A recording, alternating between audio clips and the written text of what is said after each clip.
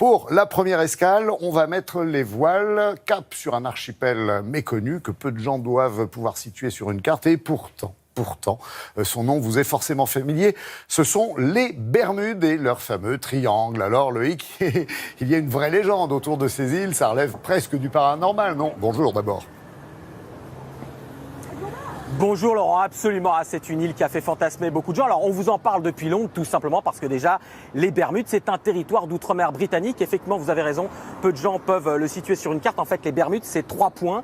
Les Bermudes au nord, Miami et Porto Rico. Ces 3 points forment le fameux triangle qui est connu depuis très longtemps et redouté depuis très longtemps, puisque même Christophe Colomb avait noté lors de sa traversée qu'à cet endroit-là, l'eau avait une couleur étrange, qu'il y avait des lumières bizarres et surtout que sa boussole s'était un petit peu affolée. En tout cas, effectivement, au cours des âges, il y a eu des centaines de navires et plus tard d'avions qui ont disparu, des milliers de vies qui ont été perdues dans ce fameux triangle où on vous emmène aujourd'hui. On y a même été plongé avec Laura Calmus. Regardez ce reportage.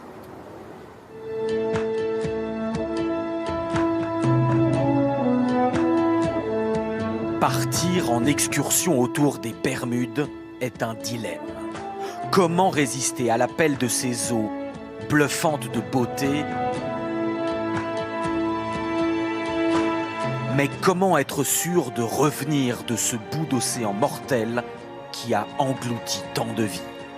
Les inconscients s'accrochent à l'espoir inscrit sur le t-shirt du capitaine « J'ai survécu au triangle des Bermudes ». Fort de cette garantie, Chris Gauntlet emmène tous les jours ses clients plonger au large. Ce côté de l'île est pile sur la barrière de corail, juste avant l'océan profond.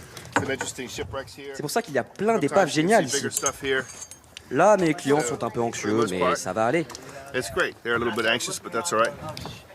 Je ne reviendrai peut-être jamais, alors adieu.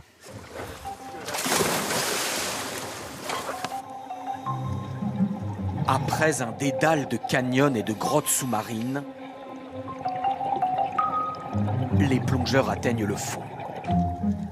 Émergeant du plateau de sable, des formes fantomatiques de carcasses.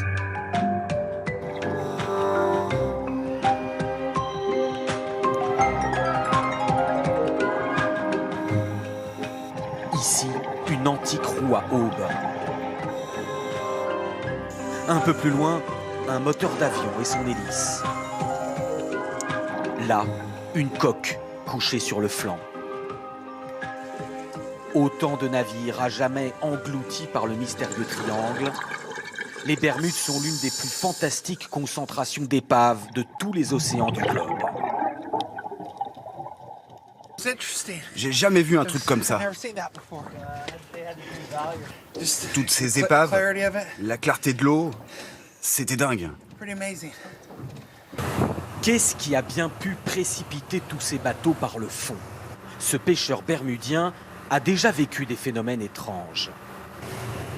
Ma boussole s'est mise à tourner sur elle-même à 2 reprises, sans raison.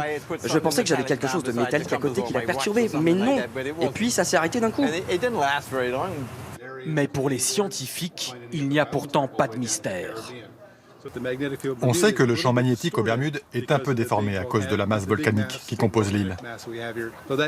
Et ça peut induire en erreur des marins et des pilotes non préparés et causer des accidents.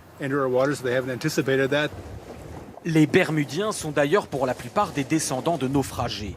Ils ont construit ce bout de terre britannique avec ses cabines de téléphone aussi rouges qu'à Londres et surfent sur la légende et le business, comme avec cette excursion touristique de nuit autour des épaves. Des clients veulent croire à des explications surnaturelles, qu'au fond de l'eau, il y a des extraterrestres ou un calamar géant. Moi, je ne dis pas aux gens quoi penser. D'autres iront exciter leur imagination à l'entrée des grottes de l'île. Quand on arrive dans des endroits pareils, on se dit que ça pourrait conduire à la cité perdue de l'Atlantide. On peut vraiment y croire. Déception, le gouffre ne conduit pas aux portes de l'Atlantide. Il débouche sur un lieu moins extraordinaire mais plus relaxant, le seul endroit au monde où l'on trouve un spa flottant sous les stalactites. Magnifique. Loïc, vous nous avez parlé dans le reportage des perturbations magnétiques, on a compris, mais est-ce qu'il y a d'autres explications scientifiques à tous ces naufrages ?